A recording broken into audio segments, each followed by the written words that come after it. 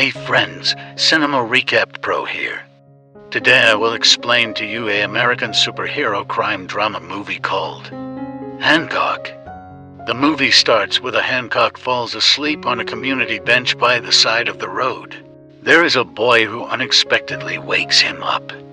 The boy hopes that he can wake up soon and stops the delinquents who are in action, which is reported on the television.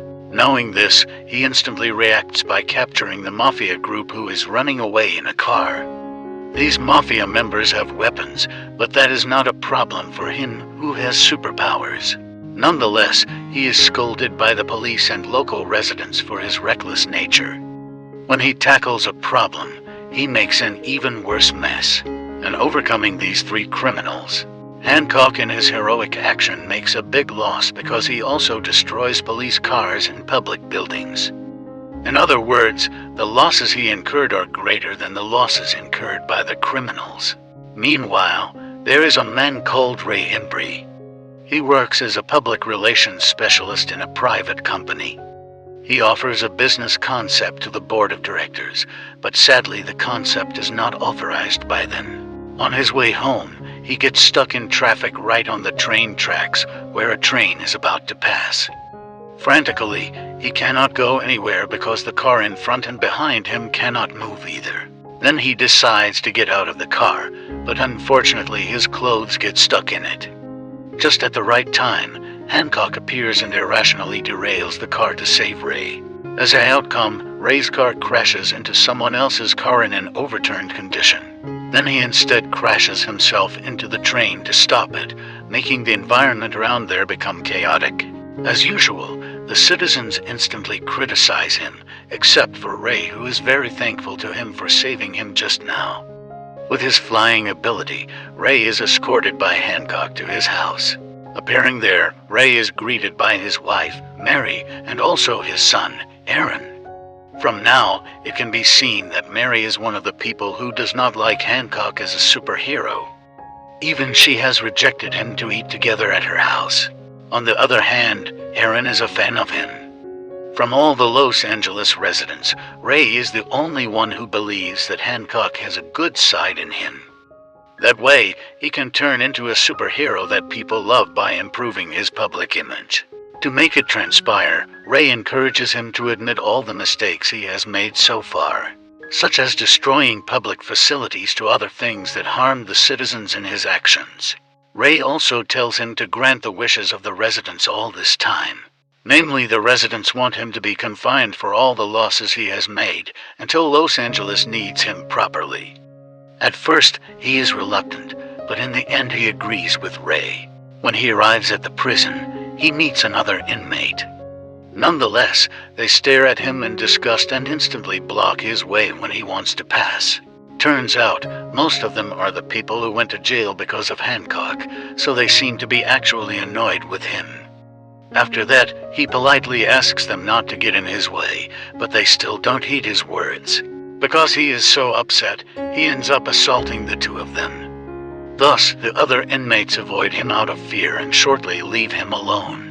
Later, Hancock is visited by Ray, who knows about the mess that he caused earlier, encouraging him to be patient. He is also visited by Mary and Aaron, who bring him homemade spaghetti. Since Hancock was in prison, Los Angeles' crime rate rises. The climax is when there is a bank robbery, where the criminals carry a lot of weapons and explosives. Therefore, Hancock is finally released to help the police. He also gets his superhero costume for the first time after being taught manners by Ray. He then foils the robbery orchestrated by Red Parker, with Hancock slicing off his hand to prevent him from activating a detonation switch. Because of this, he is praised as a superhero for the first time by the locals. Afterwards, Hancock has dinner with Ray and Mary. He asks them how they come to meet each other.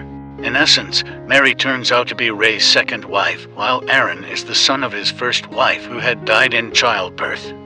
When it is Hancock's turn to tell his story, it is disclosed that he is amnesiac and an immortal. That moment when he woke up in Miami hospital, he had no idea who he really was. The only thing he knew was that there was a chewing gum and movie tickets in his pocket. but he couldn't remember anything about it.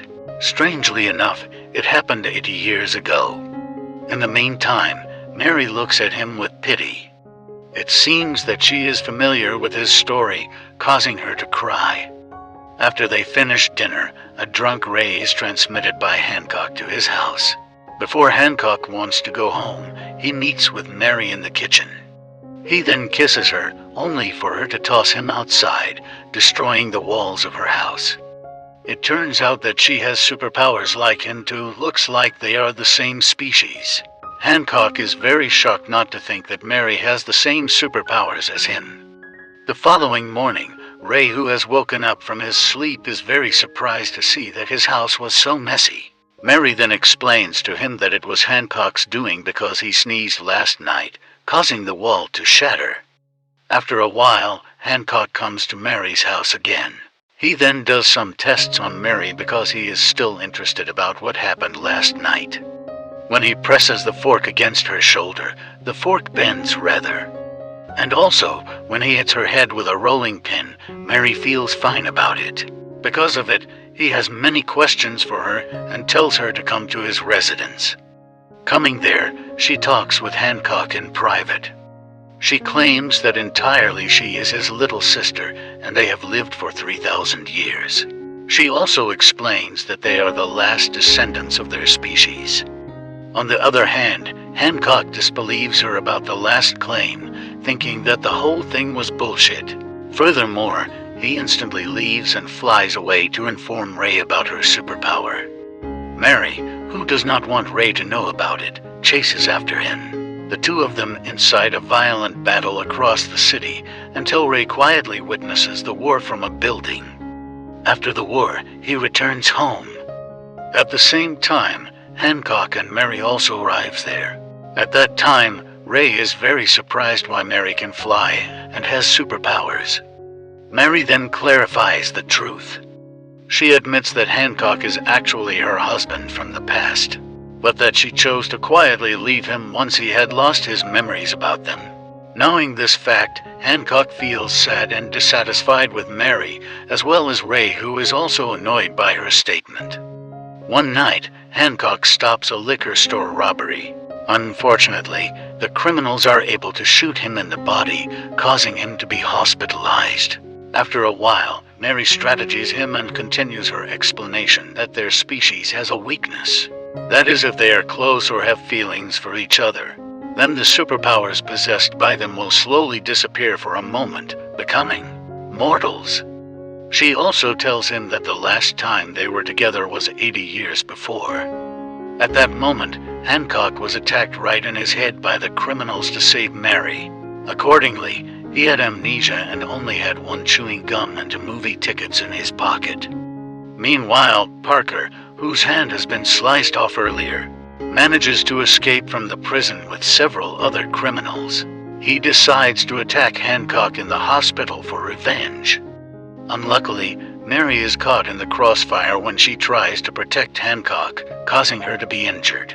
After that, an angry Hancock immediately recovers and instantly kills the criminals while the doctors are trying to save Mary's life. But in the process, Hancock gets shot in his body again by Parker. Just in the right time, he is saved by Ray, who cuts off Parker's other hand with a fire axe before killing him as well. Some time after that, he eventually realizes what to do next. He instantly throws himself out of the hospital, trying to increase his distance from Mary so that she can recover quickly. He ultimately flies towards the moon. A month later, Ray and his family unexpectedly receive a call from Hancock, who is now in New York. He reveals that he has imprinted the moon's surface with Ray's all-heart marketing logo, which was previously rejected by his directors. The movie ends happily, even though Ray already knew all the facts about Hancock and Mary. In the end, they remain good friends and Mary remains Ray's wife. In a mid-credits scene, Hancock confronts a criminal holding a woman at gunpoint. The criminal demands Hancock to help him break out from the police while calling him and bleep in the process, which infuriates Hancock. And the end. If you are a lover of similar content like this, take a look at my various videos, and if you love it, Please burst the like button and make sure you subscribe to the channel and smash the notification horn. Take sight of you in the next video.